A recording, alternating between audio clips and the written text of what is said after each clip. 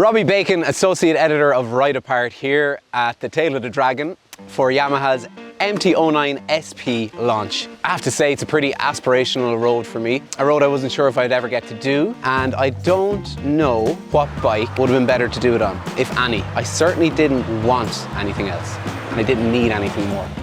So I'm not going to go over all the changes with this generation of the MT-09 because I've already done that in a separate video, but I want to touch on what makes the SP different from the standard MT-09. On paper, you might not see a whole lot of differences, but as cliche as it sounds, it's more than the sum of its parts. It all really starts with the suspension. And before I really touch on what Yamaha has done with the suspension, I want to talk about my concern coming over here to Tennessee. It's about whether putting KYB forks up front and an Öhlins rear shock might have made the bike too sporty or too harsh for road conditions and more suited to the track. And I'm happy to say that is not the case whatsoever. Somehow the engineers at Yamaha have managed to make this bike handle better and also feel plusher. It's just an all-around win-win situation. It's hard to say what the star of the show is on the bike, but it may well be the KYB forks. With the high speed and low speed dampening, compression, rebound, preload, everything you could want to adjust on your forks, you can adjust. And handily as well with a flat head. I didn't need to adjust anything today. The way the bike came was perfect. And perfect for the tail of the dragon is saying a lot.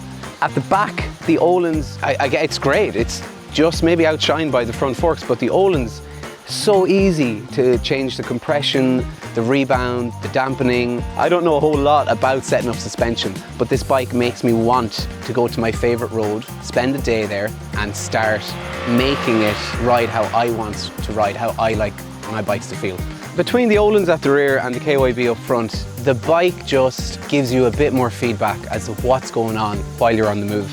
I had that bit more confidence on the road today. It's not that the standard model was lacking that, but it's no secret that the MT is slightly more upright. You're not as pitched forward over the front. So these are welcome benefits of the updated suspension.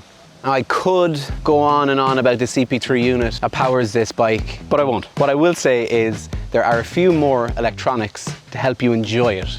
And it starts with the engine braking system. So the standard model doesn't have any engine braking control, whereas this model has basically high engine braking or low engine braking. I played around with it today, it works, it's nice, it's a nice addition, and probably with its capabilities now you should go to the track rather than going to your favourite road. And Yamaha obviously know this, so they've put a track mode on it, which the standard model doesn't have at all. And in that mode, you can see all the things that you would want to see on track. So you have your timer, lean angle, the G-forces and acceleration and deceleration, everything that you'd want if you're going out as a track day rider. And while you're in track mode, you can also deactivate the ABS at the rear, which is a nice feature. It lends itself to the hooliganism that is the MT.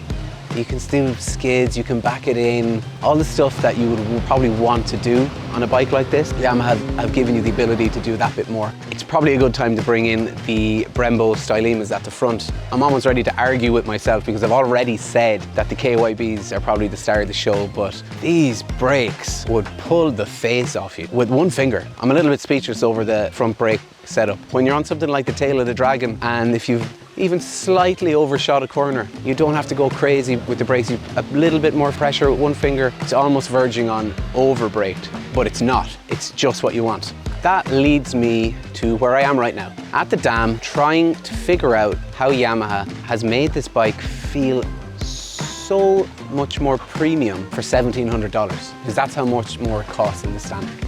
And I almost feel it's too good to be true. Something must be wrong with it.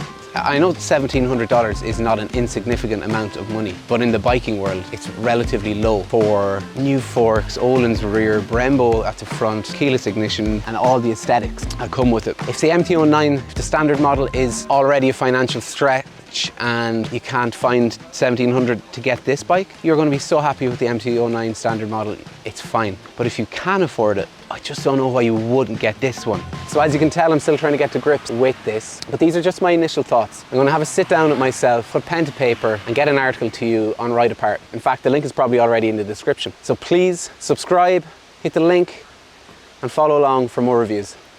Cheers.